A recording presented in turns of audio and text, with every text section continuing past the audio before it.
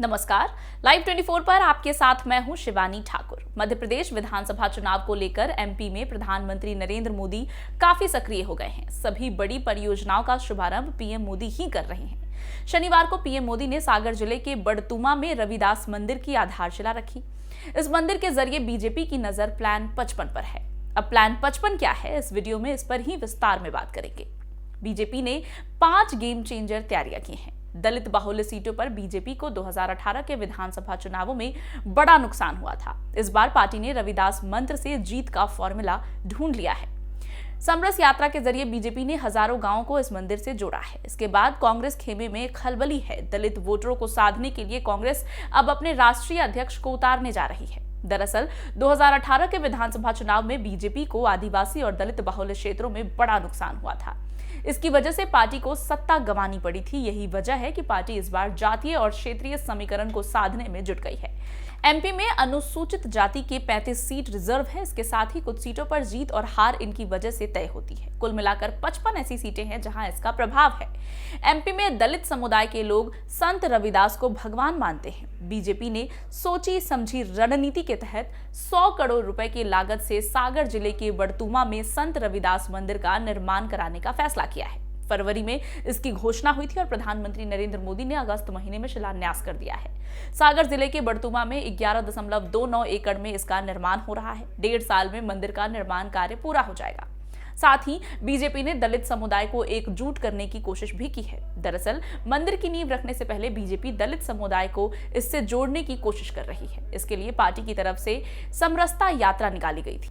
ये यात्रा 5 जगहों से निकली थी। इसके जरिए पार्टी ने 20,000 गांवों तक का सफर तय किया, वहां की मिट्टी कलेक्ट की। साथ ही इन क्षेत्रों में पड़ने वाली 300 पवित्र नदियों से जल लिए हैं। मंदिर निर्माण में इन सभी का प्रयोग किया जाएगा।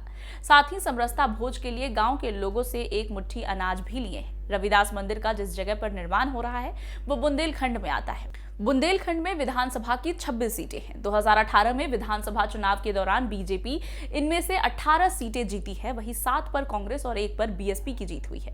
रविदास मंदिर और पीएम मोदी के दौरे से बीजेपी की कोशिश है कि सीटों की संख्या में और इजाफा हो जाए। मंदिर के साथ ही अन्य लोगों को साधने के लिए पीएम मोदी कोटा बिना रेल लाइन के दोहरीकरण का लोकार्पण कर रहे हैं। एमपी में 55 सीटों पर दलित का प्रभाव है। इसमें से 35 सीट इनके लिए रिजर्व है। इस बार दलित वोटों पर सबकी नजर है। दलित बाहुल्य इलाके में भीम आर्मी के साथ साथ बीएसपी भी सक्रिय हो गई है। वहीं कांग्रेस पहले से ही डोरे डाल रही है। 2018 के चुनाव में दलितों ने कांग्रेस का साथ दिया था। यही वजह है कि बीजेपी को 35 रिजर्व सीटों में से सिर्फ 11 सीट पर ही जीत मिली थी, जबकि 2013 के चुनाव में 22 सीटों पर जीत मिली थी। बीजेपी को लगता है कि भव्य रविदास मंदिर से एक नया संदेश जाएगा। साथ ही एमपी में यह दलितों की आस्था का सबसे बड़ा केंद्र बन जाएगा। वहीं मंदिर की नींव रखने के बाद सागर में प्रधानमंत्री नरेंद्र मोदी सभा को भी संबोधित कर रहे थे। उन्होंने 2 टूक शब्दों में यह संदेश दिया है कि 1.5 साल बाद मंदिर का लोकार्पण करने वो खुद आएंगे। इससे साफ है कि 55 सीटों को जीतने के लिए बीजेपी ने रोड मैप तैयार कर लिया है। वहीं शिवराज सिंह सरकार भी प्रदेश में दलितों को लुभाने के लिए कई घोषणाएं कर रही है। बीजेपी और कांग्रेस के बीच यहां पर कांटे की टक्कर है।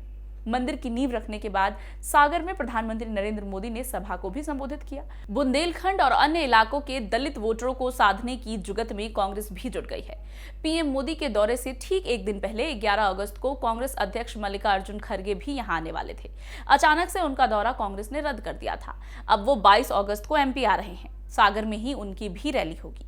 इस तरह से ये साफ है कि मध्य प्रदेश में बीजेपी और कांग्रेस के बीच कांटे की टक्कर तो है ही, दोनों ही दलितों को साधने के लिए विशेष कोशिश भी कर रहे हैं। और इसी कड़ी में पीएम मोदी का ये प्लान 55 कितना कामयाब हो पाएगा, ये देखने वाली बात होगी। हालांकि अनुमान लगाया जा रहा है कि प्रधानमंत्री नरेंद्र मोदी की ये योजना सफल होगी।